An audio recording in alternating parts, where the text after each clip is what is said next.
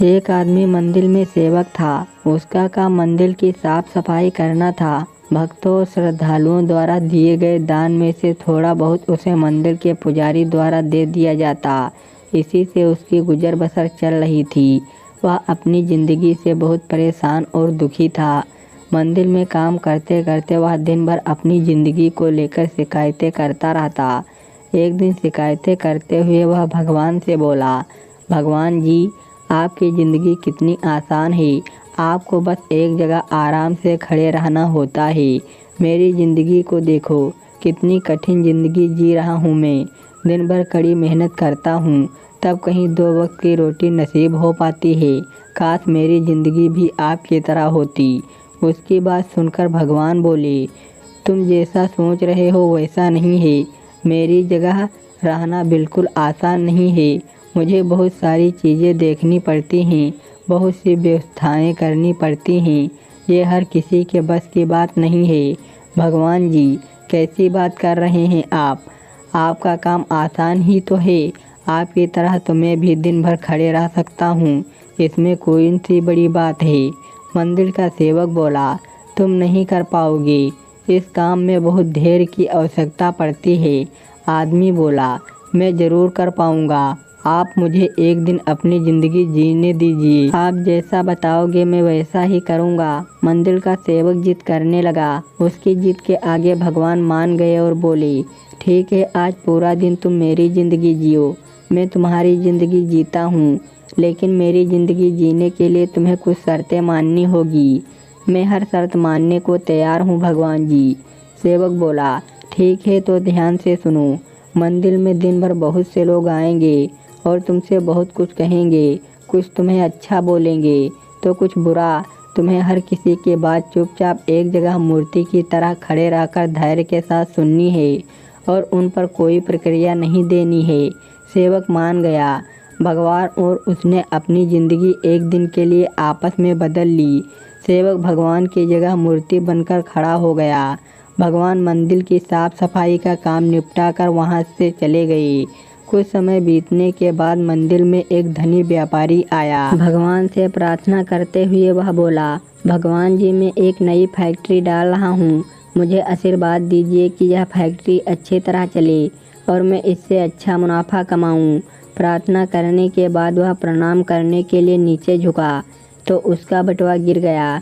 जब वह वहाँ से जाने लगा तो भगवान की जगह खड़े मंदिर के सेवक का मन हुआ कि उसे बता दे कि उसका बटुआ गिर गया है, लेकिन शर्त अनुसार उसे चुप रहना था। इसीलिए वह कुछ नहीं बोला और खामोश खड़ा रहा। इसके तुरंत बाद एक गरीब आदमी वहाँ आया और वो भगवान से बोला, भगवान जी, बहुत गरीबी में जीवन काट रहा हूँ। परिवार का पेट पालना है, माँ की दवाई की व्यवस्था करनी है। समझ नहीं पा रहा हूँ कि इतना सब कैसे करूँ। आज देखो, मेरे पास बस 1 रुपया है। इससे मैं क्या कर पाऊँगा? आप ही कुछ चमत्कार करो और मेरे लिए धन की व्यवस्था कर दो। प्रार्थना करने के बाद जैसे ही वह जाने को हुआ, उसे नीचे गिरा व्यापारी का बटुआ दिखाई दिया। उसने बटुआ उठा लिया और भगवान को धन्यवाद देते हुए बोला, भगवान जी, आप धन्य हैं। आपने मेरी प्रार्थना इतनी जल्दी सुन ली। इन पैसों से मेरा परिवार कुछ दिन भोजन कर सकता है। माँ की दवाई की व्यवस्था हो जाएगी। भगवान को धन्यवाद देकर वह वहाँ से जाने लगा। तब भगवान बने मंदिर के सेवक का मन हुआ कि उसे बता दे कि वह बटुआ तो व्यापारी का है, उसे मैंने नहीं दिया। वह जो कर रहा है वह चोरी है। लेकिन वह चुप रहने के लिए विवश था, इसीलिए मन मार कर चुपचाप खड़ा रहा। मंदिर में आने वाला तीसरा व्यापारी एक नाविक था। वह 24 दिन के लिए समुद्री यात्रा पर जा रहा था। भगवान से उसने प्रार्थना की कि उसकी यात्रा सुरक्षित रहे और वह सकुशल वापस आ सके। वह प्रार्थना कर ही रहा था कि धनी व्यापारी वहां आ गया। वह अपने साथ पुलिस भी लेकर आया था। नाविक को देखकर वह पुलिस से बोला, मेरे बाद ये मंदिर में आया है, जरूर इसने ही मेरा बटुआ चुराया होगा। आप इसे गिरफ्तार कर लीजिए। पुलिस नाविक को पकड़ कर ले जाने लगी। भगवान बने आदमी को अपने सामने होता हुआ ये अन्याय सहन नहीं हुआ। शर्त अनुसार उसे चुप रहना था, लेकिन उसे लगा कि बहुत गलत हो चुका है। यदि अब मैं चुप रहा तो एक बेकसूर आदमी को व्यर्थ में ही सज़ा भुगतनी पड़ेगी। उसने अपनी चुप्पी तोड़ते हुए कहा, आप गलत व्यक्ति को पकड़ कर ले जा रहे हैं। ये बटुआ इस नाविक ने नहीं बल्कि इसके पहले आए गरीब व्यक्ति ने चुराया है। मैं भगवान हूँ और मैंने सब देखा है। पुलिस भगवान की बात कैसे नहीं मानती। उसकी बात मानकर उन्होंने नाविक को छोड़ दिया और उस गरीब आदमी को पकड़ लिया जिसने बटुआ चुराया था। शाम को जब भगवान वापस आए तो मंदिर के सेवक ने पूरे दिन का वृत्तांत सुनाते हुए उन्हें गर्व के साथ बताया कि आज मैंने एक व्यक्ति के साथ अन्याय होने से रोका है। देखिए आपकी ज़िंदगी जीकर आज मैंने कितना अच्छा काम किया है। उसकी बात सुनकर भगवान बोले, ये तुमने क्या किया?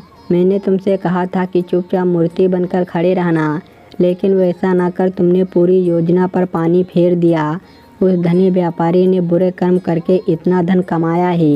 यदि उसमें से कुछ पैसे गरीब आदमी को मिल जाते तो उसका भला हो जाता और व्यापारी के पाप भी कुछ कम हो जाते। जिस नाविक को तुमने समुद्री यात्रा पर भेज दिया है, अब वह जीवित वापस नहीं आएगा। समुद्र में बहुत बड़ा तूफान आने वाला है। यदि वह कुछ दिन जेल में रहता तो कम से कम वह बच जाता। सेवक को यह सुनकर एहसास हुआ कि वह तो बस वही देख पा रहा था जो आंखों के सामने हो रहा था। उन सब के पीछे की वास्तविकता को देख ही नहीं पा रहा था। जबकि भगवान जीवन के हर पहलू पर विचार अपनी योजना बनाते हैं और लोगों के जीवन को चलाते हैं। मित्रों, हम सब भी भगवान की योजनाओं को समझ नहीं पाते। जब हमारे साथ कुछ गलत हो रहा होता है या हमारे हिसाब से कुछ नहीं हो रहा होता है तो अपना धैर्य खोकर हम भगवान को दोष देने लगते हैं। हम ये नहीं समझ पाते कि इन सब के पीछे भगवान की कोई न कोई योजना छुपी हुई होती है। ऐसे समय में हमें भगवान पर विश्वास रखकर धैर्य धारण करने की आवश्यकता है। इसीलिए चिंता ना करें। यदि आपकी मर्जी से कुछ नहीं हो रहा तो इसका अर्थ है कि वह भगवान की मर्जी हो रहा है और भले ही देर से सही भगवान की मर्जी से सब अच्छा ही होता है। दोस्तों, अगर वीडियो अच्छी लगी हो तो एक लाइक शेयर ज़रूर करें। धन्यवाद दोस्तों।